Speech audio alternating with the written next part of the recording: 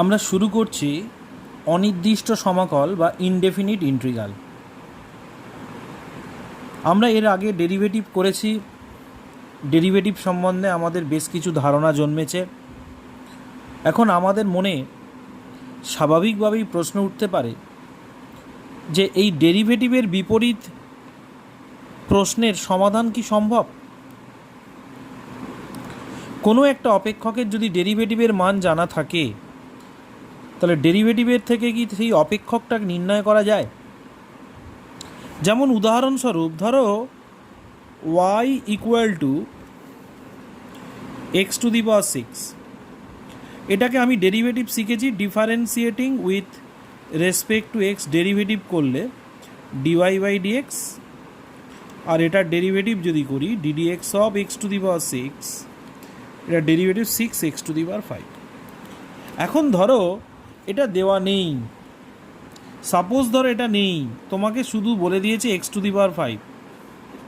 তাহলে কিছু একটা ফাংশান ছিল, সেটাকে ডেরিভেটিভ করে এটা এসছে। এখন তোমাকে যদি কেউ বলে যে আচ্ছা এইটা কার ডেরিভেটিভ, তাহলে এখান থেকে তোমার ব্যাকে এখানে আসতে হবে। তাহলে এইটা আমি যেহেতু এখানে ডেরিভেটিভটা করেছি বলে জানি, বলে আমি বলতে পারি যে এক্স টু দি পাওয়ার 6-এর ডেরিভেটিভ এটা। এখানে এই যে অপেক্ষকটা আছে, যে পদ্ধতিতে এটা হলো কারোর একটা ডেরিভেটিভ, যে পদ্ধতিতে ডেরিভেটিভ থেকে এই ফাংশানের ভ্যালু বের করা যায়, সেই পদ্ধতিটাকেই বলা হবে সমাকলন। মানে ডেরিভেটিভ যদি এদিক থেকে এদিকে নির্দেশ করে, তাহলে তার ব্যাক বা উল্টো দিকে নির্দেশ করবে কি? সমাকলন। যেহেতু derivative x to the power 6-কে ডেরিভেটিভ করলে 6 এক্স টু দি পাওয়ার 5 পাওয়া যায়, তাহলে এইটা থেকে আবার এটাকে সমাকলন করে এটা পাওয়া যায়। তার মানে ব্যাকে এলে এক্স টু দি পাওয়ার 6টা পাওয়া যাবে। যেহেতু ডেরিভেটিভের উল্টো দিক নির্দেশ করে সমাকলন, তাই ডেরিভেটিভের রিভার্স প্রসেস বা বিপরীত পদ্ধতি বলা হয় সমাকলনকে। এই অধ্যায়ে আমরা সমাকলনকে এইভাবেই জানব। কিভাবে জানব না, সমাকলনকে অন্তর্কলনের বিপরীত প্রক্রিয়া রূপে গণ্য করা হয়।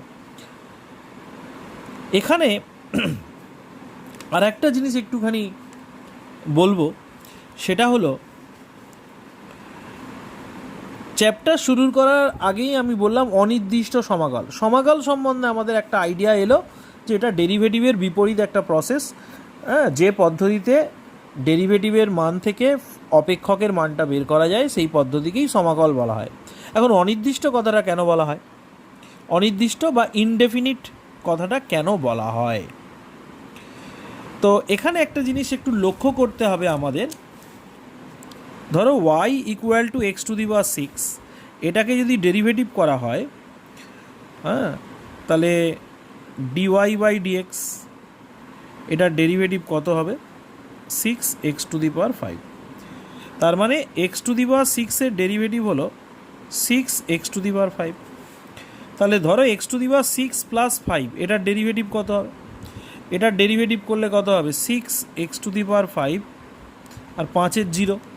ধরো x to the power 6 plus 8, এটার ডেরিভেটিভ কত হবে? 6 এক্স টু দি পাওয়ার 5, এই 8-এর মান হলো 0। আবার ধরো x to the power 6 minus 11, এর ডেরিভেটিভ কত হবে? 6 এক্স টু দি পাওয়ার 5, 11-এর হলো 0। তাহলে লক্ষ্য করো, এইটা এটা এটা এটা সবাই দেখো প্রত্যেকটা আলাদা আলাদা অপেক্ষকের ডেরিভেটিভ। তাহলে এটা হলো কোনো অপেক্ষকের ডেরিভেটিভ, তাহলে এর ইন্টিগ্রেশন করলে মানে কাকে ডেরিভেটিভ করলে এটা আসবে? এটা এটা এটা না এটা? এখানে একটা কনফিউশন থেকে যাচ্ছে।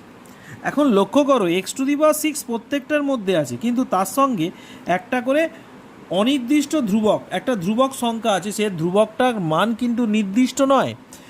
যেমন এক্স টু দি পাওয়ার 6 মানে হলো এখানে x to the power 6 plus 0 আছে, এখানে x to the power 6 plus 5 আছে, x to the power 6 plus 8 আছে, এক্স টু দি মাইনাস 11 আছে। তার মানে লক্ষ্য করো, তাহলে এক্স টু দি পাওয়ার 5 থেকে যদি ব্যাকে আসা যায়, ব্যাকে এলে আমার তাহলে উত্তর কী আসবে? এক্স টু দি পাওয়ার 6 এবং তার সঙ্গে একটা অনির্দিষ্ট ধ্রুবক, হয় 0, নয় 5, নয় 8, নয় -11 পাবো।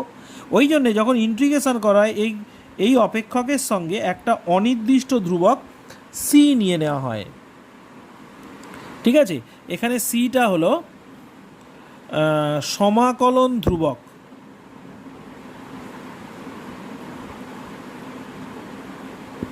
সমাকলন ধ্রুবক, ঠিক আছে। তাহলে এই যে অনির্দিষ্ট ধ্রুবকটা আসছে, এই জন্যে এই চ্যাপ্টারের নাম হয়েছে অনির্দিষ্ট সমাকল। ঠিক আছে, ঐতিহাসিক দৃষ্টিকোণ থেকে আবার সমাকলন বিদ্যাটাকে অন্যভাবে বলা যায়। কীরকম? এক্ষেত্রে সমাকলন বিদ্যা বলতে অসীম শ্রেণীর সমষ্টি নির্ণয়ের পদ্ধতি বোঝায়। যদি কোনো অসীম শ্রেণীর প্রত্যেকটা পদের মান সীমাহীনভাবে ক্ষুদ্র হয়ে শূন্যের নিকটতর হয়, তবে অসীম শ্রেণীর যোগফলের কোনো সসীম মান আছে কি না তা নির্ধারণ করার চেষ্টা করা হয়। সাধারণত বক্ররেখা দ্বারা সীমাবদ্ধ ক্ষেত্রের ক্ষেত্রফল নির্ণয়ের প্রচেষ্টা থেকে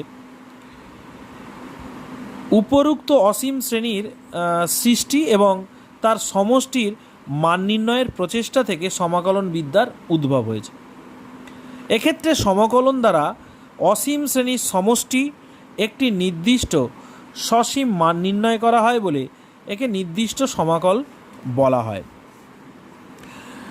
এখন নির্দিষ্ট সমাকলটা এই মুহূর্তে আমরা করব না, আমরা অনির্দিষ্ট সমাকলেই সীমাবদ্ধ থাকব। তো নির্দিষ্ট সমাকলটাকে কিন্তু বেশ কিছু রাশির যোগফল হিসেবে দেখানো যায়। তাই সেই জন্যে ঐতিহাসিক দৃষ্টিকোণ থেকে সমাকলন বিদ্যাটা অসীম শ্রেণীর সমষ্টি বোঝায়। এটা নিয়ে আমরা পরবর্তীকালে আলোচনা করব।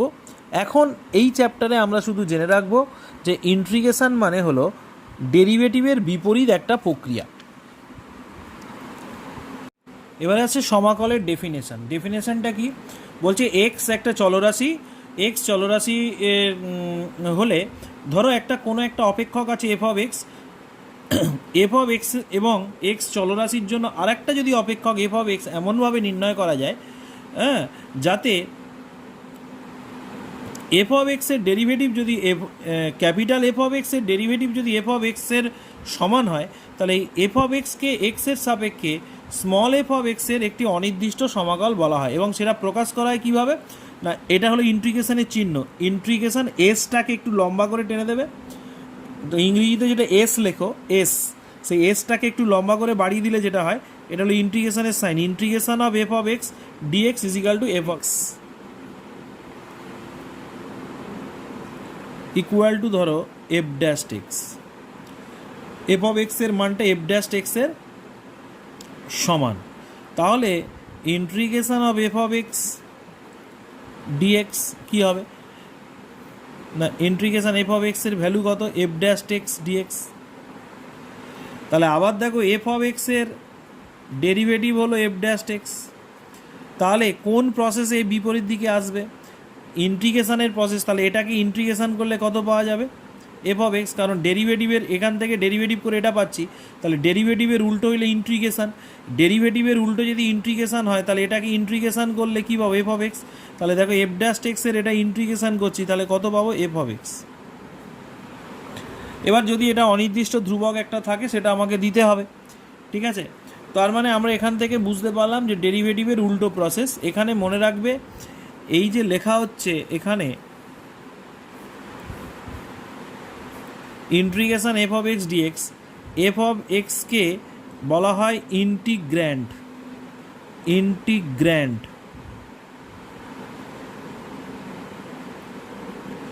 আর এই যে চিহ্নটা দেওয়া আছে এটাকে বলা হয় sign, SIGN, sign of integration, সমাকলনের চিহ্ন। আর ডিএক্স যেটা আছে এটা হলো কার রেসপেক্টে? এক্সের সাপেক্ষে সমাকলন বা সমাকলন, বা এখানে চলরাশিটা এক্স বলা হতে দৃষ্টিভঙ্গি দিয়ে সমাকলন মানে বোঝানো হতো যোগফল নির্ণয়ের পদ্ধতি। যোগফল নির্ণয় নির্ণয়ের পদ্ধতি, যোগফল নির্ণয়ের পদ্ধতি। এবার যোগফলের ইংরেজি কি? সাম। এই সামের প্রথম অক্ষর কি? এস। সেই এস থেকেই ইন্টিগ্রেশন সাইনটা এসছে, ঠিক আছে। এস এর বিস্তৃত রূপ, এই এস এর বিস্তৃত আকার, বা এটাকে বলা হয় elongated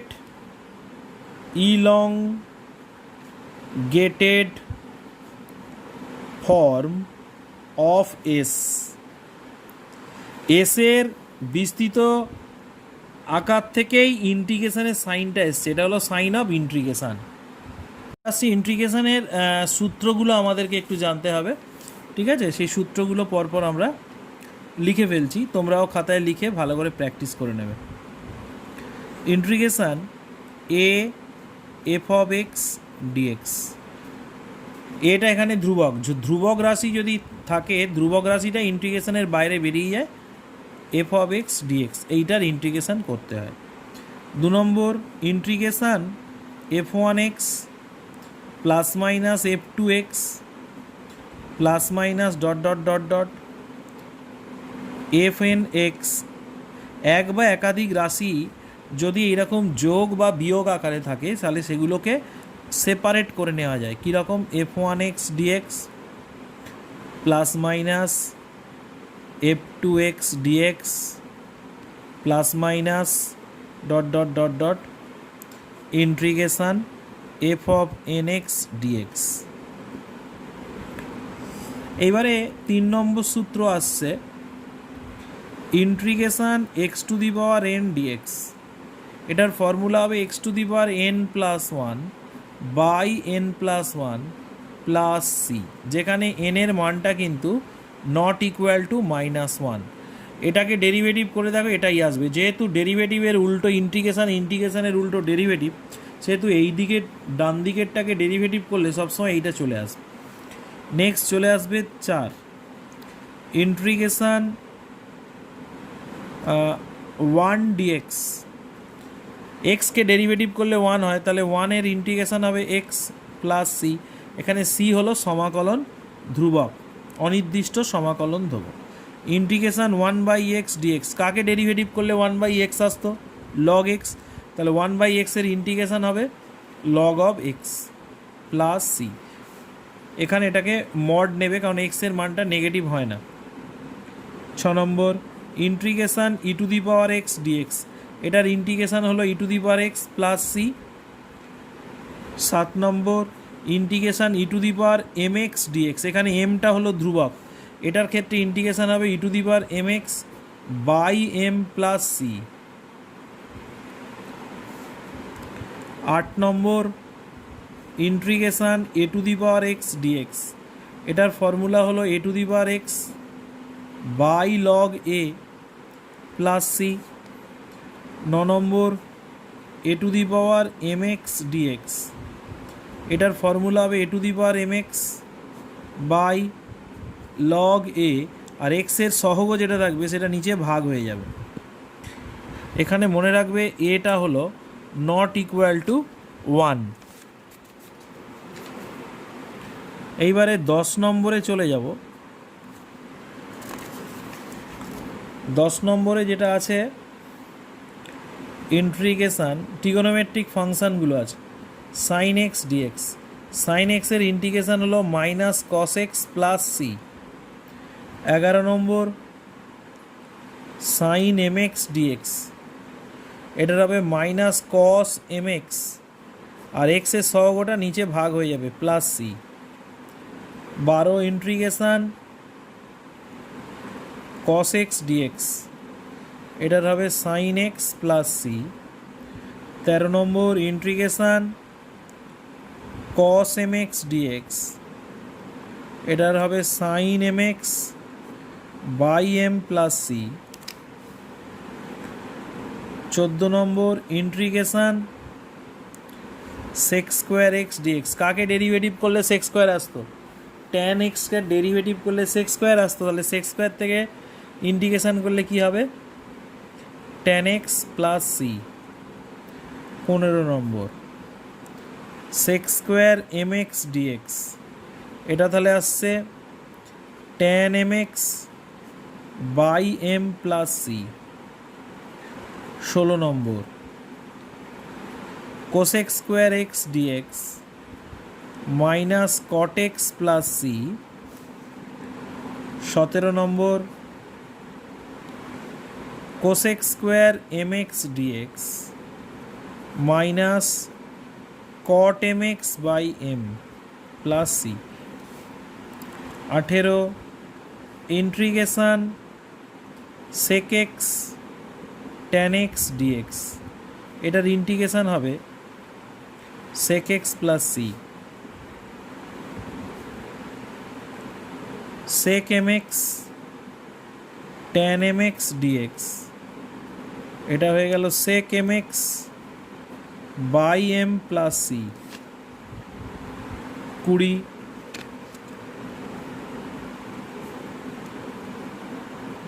cosec x cot x dx minus cosec x plus c. Cosec m x cot m x dx minus cosec m x by m plus c. এই সূত্রগুলো মোটামুটি রেডি করে ফেলতে হবে, করলে আমরা অঙ্কগুলো খুব ইজিলি করতে পারবো। এর সঙ্গে কয়েকটা জিনিস একটু বলে দিই, সেটা হলো ট্রিগোনোমেট্রির কিছু সূত্র লাগবে, যেমন cos 2 theta 1 plus cos 2 theta, এটা হলো 2 cos স্কোয়ার থিটা, এটা খুব ইজি মানে বেশি লাগবে। 1 মাইনাস cos 2 থিটা, এটা হবে 2 সাইন স্কোয়ার থিটা। আচ্ছা 4 cos কিউব থিটা, এটার ফর্মুলা হবে 3 cos theta plus cos 3 theta.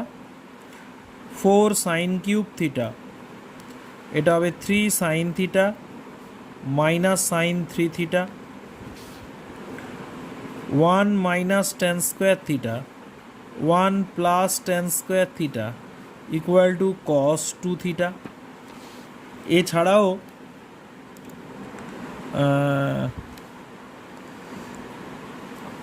এইগুলো মোটামুটি একটুখানি আমাদের জেনে রাখতে হবে, হ্যাঁ এইগুলো আমাদেরকে করতে হবে। আর একটা যেটা আছে e to the power log x, e এর পাওয়ারে লগ থাকলে ই আর লগ উঠে যায়, শুধু এক্স হয়। এই সূত্রগুলো আমাদেরকে কিন্তু একটুখানি ইন্টিগ্রেশনে ব্যবহার করতে হবে, সেহেতু আমরা এই সূত্রগুলো একটু ভালো করে জেনে রাখবো। ট্রিগোনোমেট্রির প্রায় সমস্ত সূত্রই কিন্তু আমাদের ইন্টিগ্রেশনে লাগবে। এবারে আমরা শুরু করব এক্সারসাইজের অঙ্ক।